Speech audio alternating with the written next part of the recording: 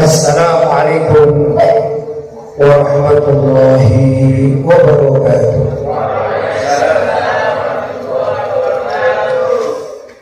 Alhamdulillah, wassalatu wassalamu ala Rasulillah Sayyidina Muhammad ibn Abdillah wa ala alihi wa sahbihi wa man wala wa la hawla wa la quwwata illa billah, amma ba'd.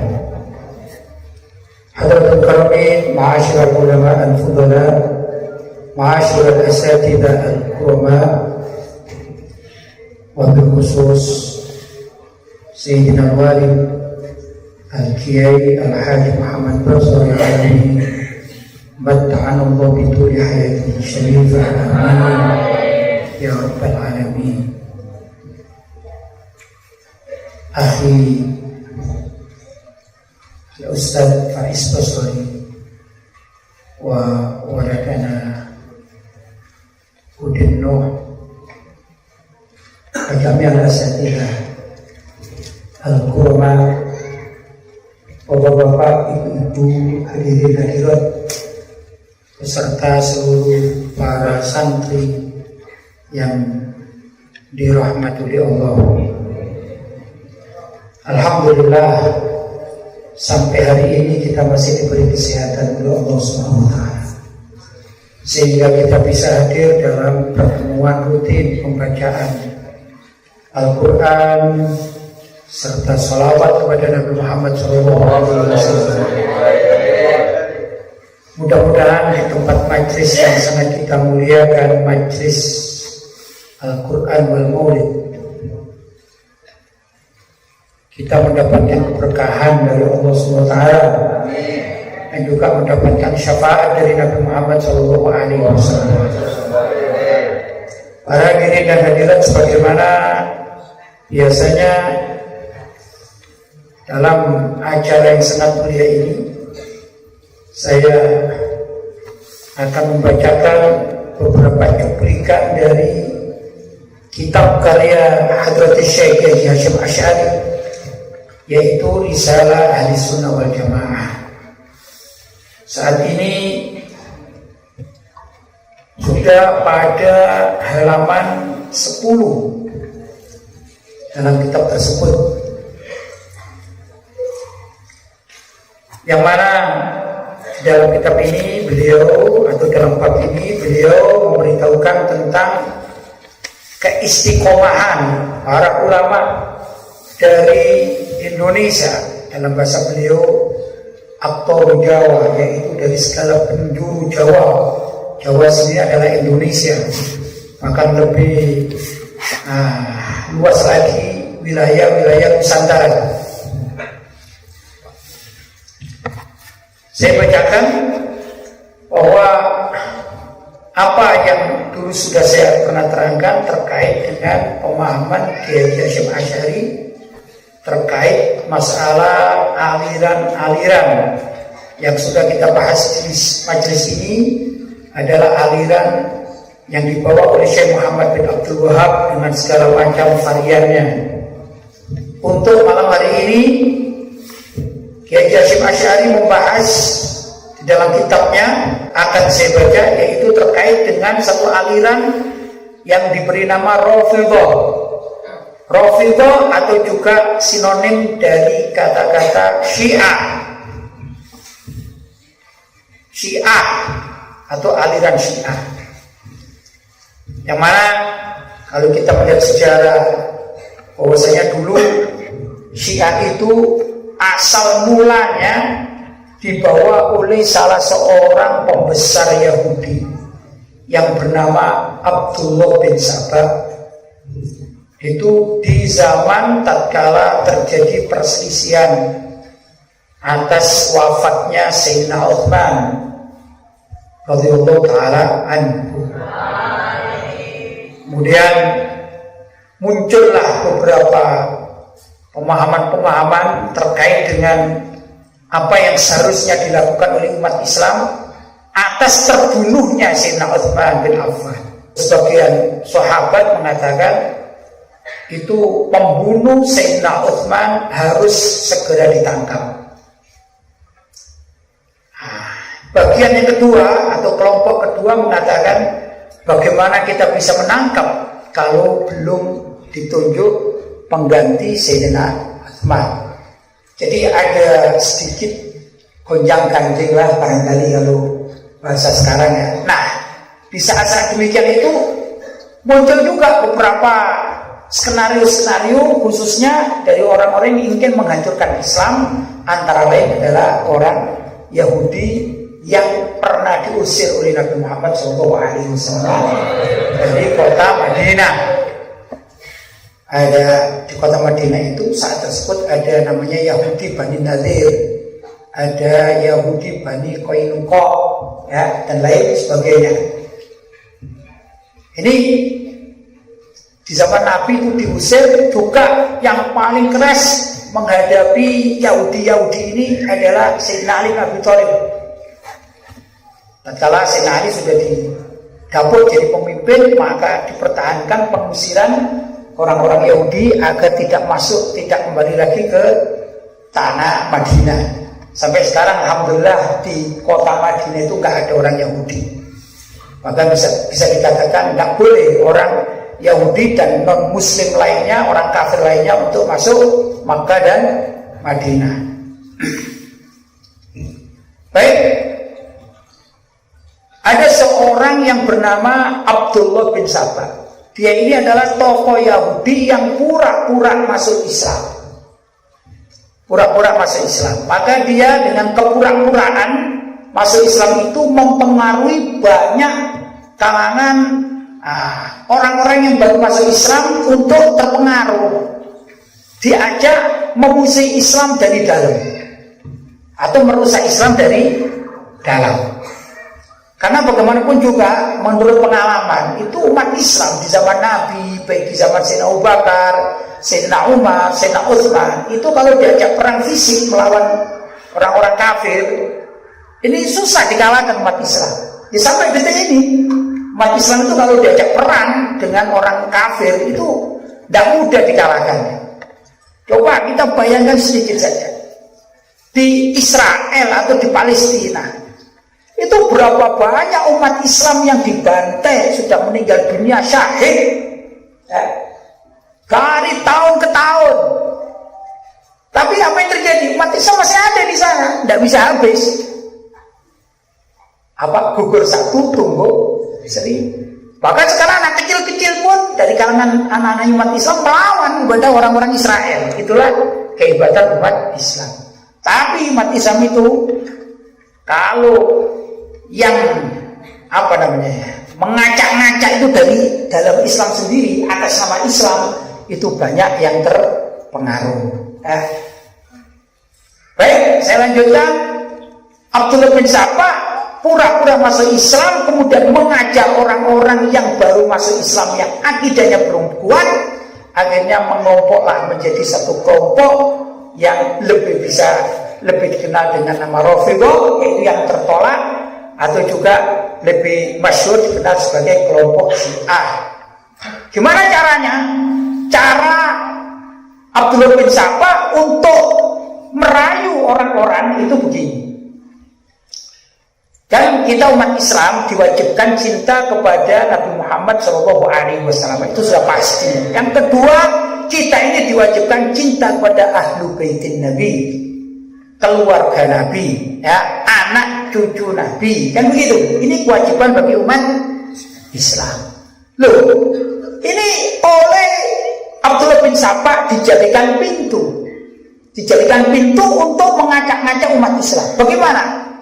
Abdullah bin Sabah mengerti bahwa umat Islam itu kalau yang dibicarakan keluarga Nabi, ahlul bait, keluarga Nabi, maka semua rata-rata akan taslim, akan menerima. Ya? Seperti contoh seorang anak, biasanya kalau sudah dikatakan kamu akan dimarahin orang tuamu, itu biasanya takut. Nah, ini kan saliki, sudah menjadi kebiasaan. Ya? Umat Islam diajarkan sejak dini bahwa kita ini wajib menghormati keluarga Nabi. Untuk mengacukan pemahaman itu, maka Abdullah bin Sabah menjadikan Sayyidina Ali bin Abi Thalib dan juga putra beliau yaitu Sayyidina Husain ya, dan yang lain-lainnya itu sebagai apa kata orang Simosa itu gacuan ya. Apa gacuan itu? Idola. Nah, sebagai idola tapi yang dikultuskan. Kalau kita wajib menghormat ahlul bait, ya sudah kita wajib, tapi tidak sampai mengkultuskan. Mengkultuskan itu menuhankan. Tapi kalau Abdullah bin Sabah enggak, mengajak orang-orang itu mengkultuskan ahlu baitin Nabi, khususnya Sayyidina Ali bin Abi Thalib dan Sayyidina Husain. Ini ceritanya panjang. Sampai-sampai dalam buku-buku Syiah itu seakan-akan Sayyidina Ali dan Sayyidina Husain itu tingkatannya lebih tinggi daripada Nabi Muhammad SAW. Ini kan kebalik gitu ya. Nah, banyak fitnah-fitnah setelah terjadi dan ternyata jauh-jauh hari sebelum Abdullah bin Sabah menyebarkan ajaran-ajarannya, ternyata Rasulullah SAW sudah memprediksikan. Ini kedua, di samping orang-orang Syiah ini memuji setinggi-tingginya, mengkultuskan ahlu baitin Nabi, khususnya Sayyidina Ali bin Abi Thalib dan Sayyidina Husain. Kalau pada Sayyidina Hasan tidak, ya, kurang, bukan tidak, tapi kurang menghormati, tapi kepada Sayyidina Husain dan anak cucu Sayyidina Husain. Ya. Nah, ini mereka juga mengajak umat Islam yang terpengaruh untuk membenci para sahabat Nabi. Kalau kita kan enggak, Ahlussunnah wal Jamaah umat Islam kan tidak. Kita mencintai Nabi sudah otomatis. Karena apa? Rasulullah SAW. Yang kedua, kita mencintai keluarga Nabi. Kenapa? Karena ahlu baitin Nabi atau keluarga dari Rasulullah SAW. Dan juga kita mencintai para sahabat Nabi. Kenapa? Yang mereka adalah anak didik Nabi Muhammad SAW. Itu logika. Jadi masuk kalau logika Ahlussunnah wal Jamaah, semua apa yang terkait dengan Nabi itu dicintai, dihormati, dimuliakan. Tapi kalau Syiah enggak, hanya mencintai bahkan sampai mengkultuskan ahlu baitin Nabi. Ya, itu bedanya dengan kita. Baik, saya nukilkan pendapat Kiai Hasyim Asy'ari yang membahas tentang orang-orang Rafidhah atau orang-orang Syiah. Faminhum, kata Hasyim Asy'ari, ya, Rafidhiyun adalah orang-orang Rafidhah, orang-orang Syiah, yasubbuna Sayyidina Abu Bakrin wa Umar radhiyallahu taala anhuma. Mereka orang-orang Rafidhah, orang-orang Syiah itu sangat yasubbuna, suka mencaci maki, membenci Sayyidina Abu Bakar dan Sayyidina Umar radhiyallahu taala anhuma. Kenapa? Ya, menurut Syiah yang dibidangi kelahirannya oleh Abdullah bin Sabah itu, bahwa orang yang paling pantas menggantikan kedudukan Nabi setelah beliau wafat adalah Sayyidina Ali bin Abi Thalib dan anak cucunya. Sedangkan Sayyidina Abu Bakar As-Siddiq menurut mereka adalah orang luar. Kenapa kok bisa jadi khalifah? Kemudian kenapa setelah Sayyidina Abu Bakar wafat kok digantikan oleh Sayyidina Umar? Kenapa tidak Sayyidina Ali? Nah, ini cara orang-orang Syiah untuk mengelabui umat Islam. Karena itu untuk figur Sayyidina Abu Bakar dan Sayyidina Umar, maka ini adalah figur yang paling dibenci oleh orang-orang Syiah Rafidhah. Saat ini di dunia Syiah memang terbagi banyak, tapi yang paling berpengaruh paling banyak adalah Syiah Rafidhah yang berpusat di Iran, yang mempunyai satu figur tokoh pernah terkenal namanya Khomeini. Ya, kalau Syiahnya Khomeini itu adalah Syiah Rafidhah. Ya, Syiah yang dibahas oleh siapa? Hasyim Asy'ari. Wa yakrahuna as-sahabah radhiyallahu ta'ala anhum, dan mereka ini tidak senang kepada para sahabat. Kenapa? Karena para sahabat sejak awal Nabi wafat kemudian ada dimunculkan satu figur dengan kesepakatan sebagai khalifah, yaitu Sayyidina Abu Bakar As-Siddiq, maka semua sahabat ini membaiat Sayyidina Abu Bakar As-Siddiq, termasuk juga Sayyidina Ali walaupun Sayyidina Ali ini telat atau terlambat sekitar 6 bulan. Kenapa? Karena kesedihan Sayyidina Ali, ya, merasa sedih ditinggal ayah angkatnya sekaligus mertuanya, sekaligus beliau ini adalah sepupunya. Jadi Sayyidina Ali itu adalah sepupu Rasulullah, tapi Rasulullah lebih tua, kemudian Sayyidina Ali mulai kecil diangkat anak, ya, anak angkatnya Rasulullah, kemudian dinikahkan dengan putri Rasulullah Shallallahu Alaihi Wasallam yang bernama Siti Fatimah. Ya. Tatkala masyarakat bersepakat, para sahabat bersepakat bahwa harus ada pengganti, Sayyidina Ali diam. Kenapa? Ngurusi keluarga. Itu yang namanya Siti Fatimah radhiyallahu taala anha, ditinggal wafat orang tuanya. Beliau ini sedih, terpikirkan. Tatkala akhir perjumpaan Siti Fatimah dengan Rasulullah Shallallahu Alaihi Wasallam, Siti Fatimah itu menangis. Kemudian sejenak setelah menangis beliau tertawa, senyum. Sudah selesai. Pada suatu saat ditanya oleh Siti Aisyah, yaitu ibu tirinya, ibu tiri yang hidup bersama beliau dekat, dan terjadi keakraban juga antara Siti Aisyah dengan putri tirinya, yaitu Siti Fatimah. Maka terjadi dialog yang kurang lebih artinya, "Hai Fatimah, kenapa tatkala engkau berjumpa Nabi di akhir hayat Nabi kok sedih, kok menangis, dan kenapa engkau tertawa?" Maka dikasih tahu, ya saya menangis karena yang meninggal adalah ayah saya. Ayah saya mengatakan, yang akan meninggal adalah ayah saya. Ayah saya itu pamitan, intinya begitu. Pamitan kan meninggal, jadi saya sedih menangis. Terus kenapa engkau tertawa atau tersenyum? Ya karena ayah saya bertanya begini, "Hei Fatimah, tahu nggak engkau?" Ini bahasa saya ringkas ya. "Tahu nggak engkau kira-kira siapa nanti setelah aku meninggal yang nututi aku ini siapa?" Kata Siti Fatimah, "Nggak tahu Rasulullah, kok kan lebih tahu kan?" "Yaitu engkau." Karena itu aku tersenyum karena apa? Aku akan jumpa dengan ayahku sebentar lagi. Ternyata masanya cuma 6 bulan. Nah, kesedihan Siti Fatimah yang sangat dekat dengan Rasulullah SAW juga berpengaruh pada suaminya. Siti Fatimah ini sedih sekali, maka suaminya Sayyidina Ali adalah menghibur sampai nggak sempat memikirkan negara.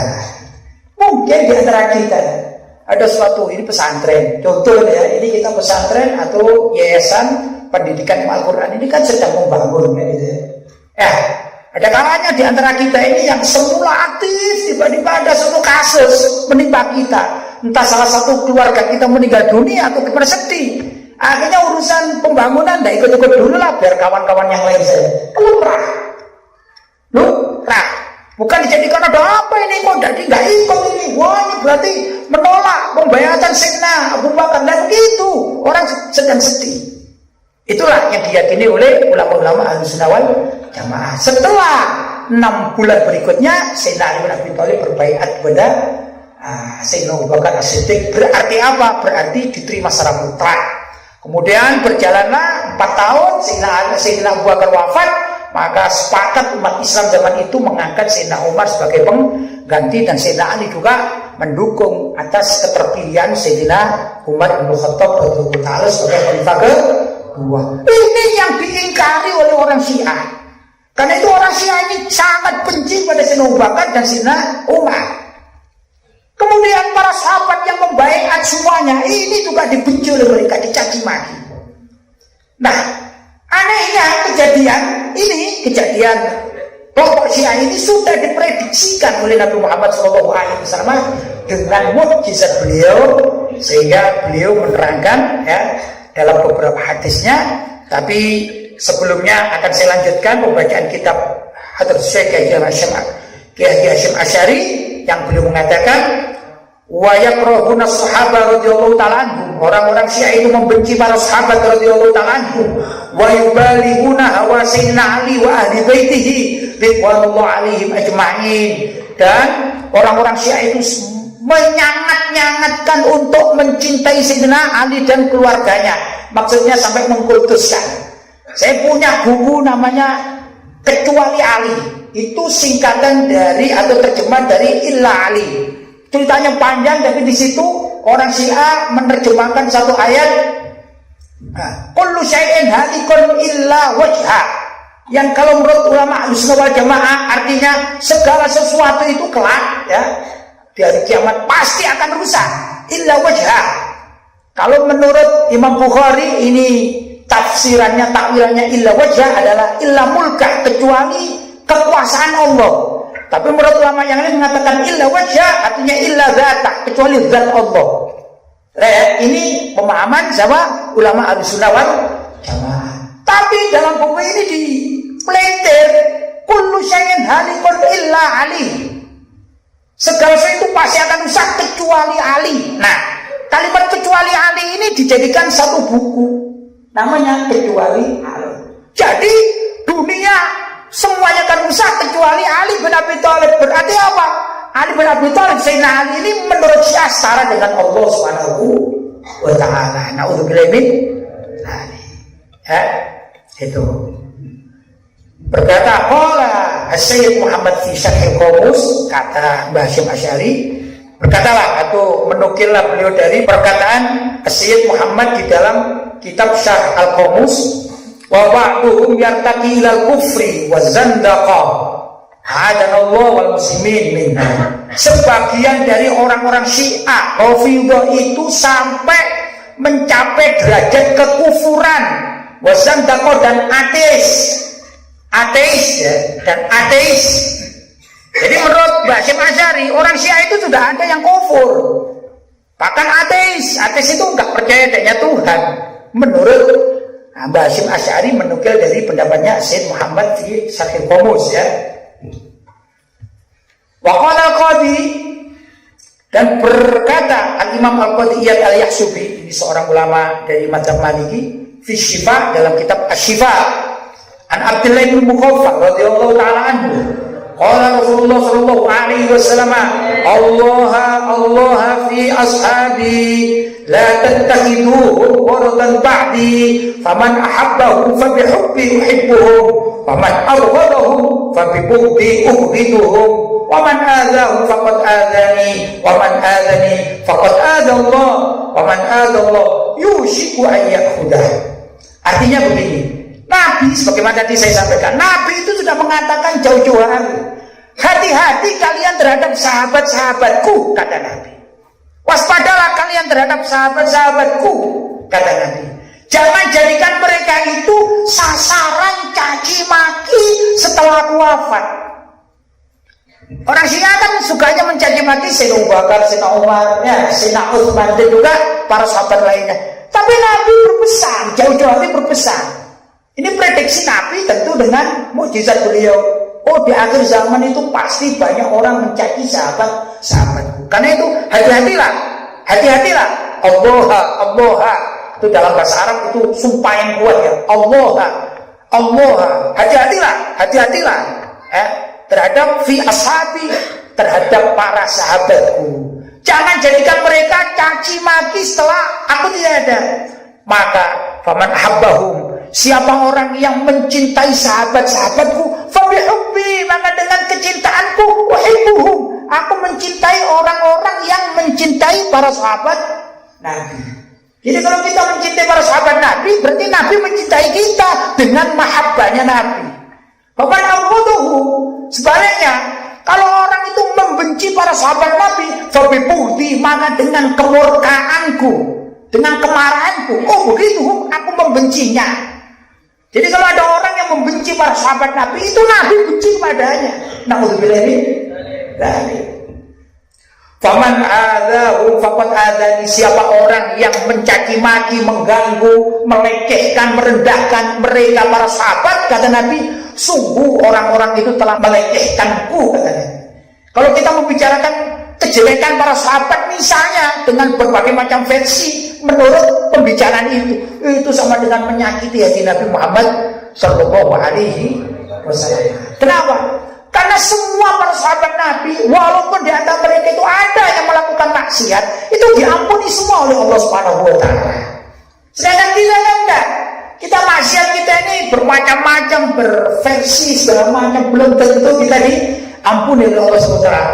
Padahal para sahabat ini dijamin ya, mereka diampuni oleh Allah Subhanahu wa taala. Karena itu Nabi Muhammad mengatakan, siapa orang yang mengganggu mereka sama halnya dengan menggangguku, kata Nabi.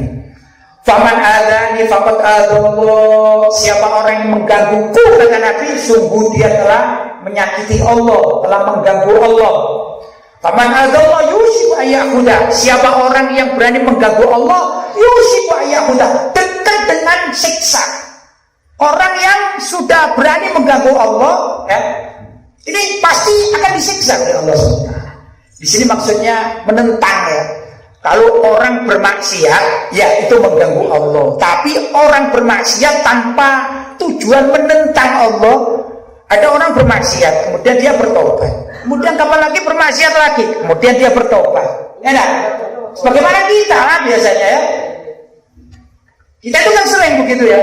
Siapa sih di antara kita, apalagi hidup di Indonesia, tidak pernah maksiat? Segala macam itu ada maksiatnya. Mulai dari ujung rambut, dari ujung kaki ini ada maksiatnya. Mata sudah tempatnya maksiat. Telinga dengar-dengar macam-macam maksiat. Mulut, hidung, segala macam. Ya dah. Bahkan ini loh, ujung kaki ini bisa jadi maksiat. Apa? Coba ada orang lewat ditendang sama kakinya. Maksiat kan? Banyak maksiat ini. Jangan anggap maksiat itu cuma minum, ya dah, mabuk. Jangan anggap itu banyak maksiat. Tapi orang-orang yang maksiat itu selagi tidak bermaksud menentang Allah, tapi dia tidak bisa mengendalikan diri dan nafsunya, kemudian dia mohon ampun kepada Allah, maka masih sangat memungkinkan untuk diampuni oleh Allah Subhanahu wa taala. Tapi yang di sini maksudnya faman adallah yusiku ayyahuda, yaitu orang yang menentang Allah. Menentang Allah dengan terang-terangan, maka orang ini sudah dekat akan disiksa oleh Allah Subhanahu wa taala. Kenapa? Pertama, dia menentang Allah akan disiksa. Apa bukti menentang Allah? Dengan cara menentang Nabi Muhammad SAW. Kalau menentang Nabi Muhammad, buktinya apa? Mencaci maki para sahabat Nabi Muhammad SAW. Ringkasnya, ternyata orang Syiah, orang Syiah itu menurut Hasyim Asy'ari termasuk orang yang dilaknat oleh Allah, termasuk orang yang kelak akan mendapatkan siksa dari Allah dan masuk neraka. Bahkan di antara mereka ada yang kufur. Ya takilal kufri wazan. Itulah Hasyim Asy'ari di dalam menyikapi aliran Syiah. Sayang saja orang-orang sekarang ini yang kadang-kadang mengaku saya adalah pecinta Hasyim Asy'ari, kemudian ada aliran Syiah, ya ada apa-apa lah, itu kan mereka-mereka kita-kita, ya dah. Oh, ada apa-apa, itu sesama Islam. Tapi Mbak Hasyim tidak begitu. Mbak Hasyim Asy'ari tegas, ya dah. Kalian umat Islam jangan sekali-kali bergaul dengan orang Syiah. Begitu. Kalau di bawah ini ada, sampai kalau mereka menikah di antara orang Syiah jangan datangi. Mereka mati, jangan diikut menguburkannya. Begitu, ada nanti di belakangnya. Tapi insya Allah dalam pertemuan-pertemuan akan datang akan kita kupas lebih lanjut. Untuk malam hari ini saya kira sebagai pengantar pemahaman kita terhadap sikap Hasyim Asy'ari terhadap aliran Syiah dimanapun berada, maka Hasyim Asy'ari ternyata memutuskan untuk mentalak Syiah itu dan tidak mau bekerja sama dengan mereka. Mudah-mudahan para pengikutnya juga demikian yang setia kepada Hasyim Asy'ari. Mari kita tolak bersama-sama Syiah dimanapun berada, khususnya di wilayah kita, di tempat kita, tempat pendidikan kita, di kampung-kampung kita, di organisasi kita, dan lain sebagainya. Kita tolak mentah-mentah mereka agar kita tetap menjadi pengikut setia Hasyim Asy'ari. Mudah-mudahan apa yang saya sampaikan ada manfaatnya. Hadza ma aqulu lakum wal 'afwu minkum. Wassalamualaikum warahmatullahi wabarakatuh.